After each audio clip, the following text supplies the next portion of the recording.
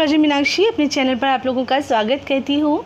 कैसे हैं आप लोग? आई होप आप लोग सब स्वस्थ हैं और व्यस्त हैं और मस्त हैं और मेरे इस चैनल को देख रहे हैं। अगर आप पहली बार मेरे इस चैनल पर आए हैं तो प्लीज़ इसको लाइक शेयर और सब्सक्राइब कर लीजिए और साथ में बेल आइकॉन दबाना मत भूलिएगा ताकि आपको मेरे नोटिफिकेशन मिलते रहें। अब ज़्यादा टाइम वेस्ट ना करते हुए मैं आप लोगों को आज आपके लिए लेकर आई हूँ शादी विवाह, जो बहुत सारे लोगों की एक कॉमन प्रॉब्लम है। आजकल लोगों की शादियाँ ही नहीं हो रही हैं, बहुत लोगों की शादियाँ होती नहीं हैं। अगर आप 30 के हो गए हैं, 40 के हो गए हैं तो कोई बात नहीं, इस उपाय को आप करिए और देखिए किस तरह से आपकी शादी हो जाती है और बहुत जल्दी ही आपकी शादी हो जाएगी।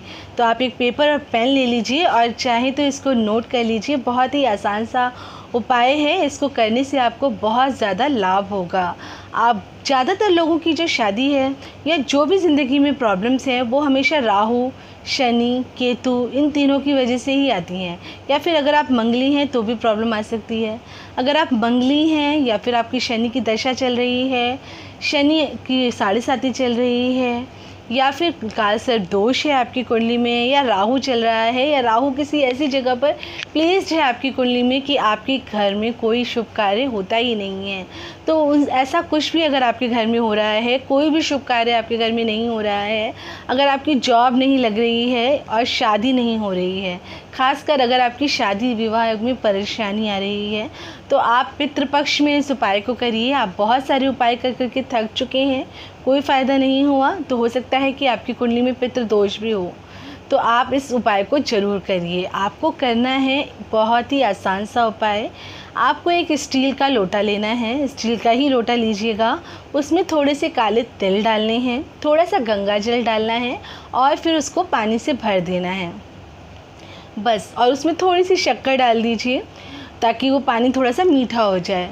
शक्कर या मिश्री जो भी आपको मिल जाए वो ले लीजिए और उसमें डाल दीजिए। शक्कर तो ईज़िली आपको मिल जाती है, उसे ले लीजिए और थोड़ी सी चूरी बना लीजिए। आटा ले लीजिए, आटे को अच्छे से भून लीजिए और उसमें थोड़ा सा शक्कर डाल दीजिए और वो थोड़ी सी लेके चले जाइए मंदिर में जहाँ पे पीपल का पेड़ हो, ऐसी जगह पर आपको जाना है और उस पीपल के पेड़ पे जाकर के उस जल को चढ़ा दीजिए। स्टील के लोटे से ही चढ़ाइएगा, कॉपर से, पीतल से किसी से भी नहीं चढ़ाइएगा। स्टील का ही लोटा आपको यूज़ करना है। लोटा भी आपका होना चाहिए और पानी जो लेके जा रहे हैं वो भी आपका ही होना चाहिए। मंदिर से लिया हुआ पानी और मंदिर से लिया हुआ लोटे को यूज़ मत करिए। घर से ही स्टील का लोटा लेकर के जाइए। अगर आपको गाड़ी से जाना है, कहीं दूर जाना है, तो आप एक बॉटल में ले जाइए पानी, उसमें सब कुछ डाल दीजिए और वहाँ जा कर के स्टील के लोटे में पलट लीजिए और फिर चढ़ा दीजिए। ये भी आप कर सकते हैं, लेकिन घर से ही सब लेकर के जाना है। और एक देसी घी का दिया ले लीजिए या फिर काले तिल का तेल ले लीजिए। इन दोनों में से जो भी आपको अवेलेबल हो आप वो ले लीजिए। काले तिल का तेल ले लेते हैं तो बहुत अच्छी बात है, अगर आपको मिल जाता है तो उसको ले लीजिए, या देसी घी ले लीजिए, गाय का देसी घी ले लीजिए। दोनों में से जो भी आप अफोर्ड कर सकते हो उसको ले लीजिए और मंदिर जाइए, वहाँ पर जल चढ़ाइए और जो चूरी आपने ली थी उस चूरी को वहाँ पे जो मिट्टी है वहाँ पर डाल दीजिए, पीपल के पेड़ के नीचे, ताकि चींटियाँ उसको, चींटी मकोड़े जो भी वहाँ आते हैं उसको खा सकें। और वहाँ पर एक दिया जलाइए। अगर आप शाम के समय जा सकते हैं तो शाम को जाके दिया जला करके आइए, नहीं तो जिस समय आप जल चढ़ाने गए हैं उसी समय वहाँ पर आप दिया भी जला करके आ जाइए। और उसके बाद आप उनसे प्रार्थना करिए कि मेरी शादी में जो भी विलम्ब हो रहा है या जो भी कष्ट आपके घर पर आ रहे हैं उसके लिए आप वहाँ पर प्रार्थना करके आइए। अपने पितरों से माफ़ी मांगिए और जिस भी तरह से आप कर सकते हैं कि जो भी विलम्ब आ रहे हैं उनको दूर करिए, हमें क्षमा करिए, हमसे जो गलती हो गई है उसे क्षमा करिए, हम पे प्रसन्न होइए और हमको आशीर्वाद देकर जाइए। इस तरह से आपको पूजा आराधना करनी है और फिर आपको सीधे घर आ जाना है। आपको पलट करके मुड़ करके नहीं देखना है। और उसके संग संग अगर आप कुछ कर सकते हैं तो रोज़ डेली गाय को कुछ ना कुछ खिलाइए। उसको एक आटे का पेड़ा बना लीजिए, आटे की लोई लीजिए, उसमें थोड़ी सी चने की दाल ले लीजिए। चने की दाल भीगी हुई होनी चाहिए।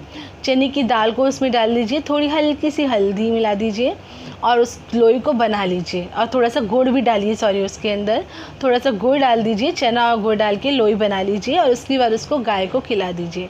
जितने दिन भी पितृपक्ष हैं, यानी कि 10 तारीख से लेकर के 25 तारीख तक की आप इस उपाय को करिए और करते रहिए और फिर देखिए रिज़ल्ट क्या आता है। आपको चमत्कारिक रूप से इसका रिज़ल्ट नज़र आएगा। बहुत जल्दी आपका विवाह तय हो जाएगा और जब तय हो जाएगा तो आप प्लीज़ मुझे बताइए। मैं भी जानना चाहती हूँ कि आपको मेरे बताए हुए उपाय से कुछ फ़ायदा हुआ या नहीं हुआ, तो प्लीज़ मुझे ज़रूर बताइएगा।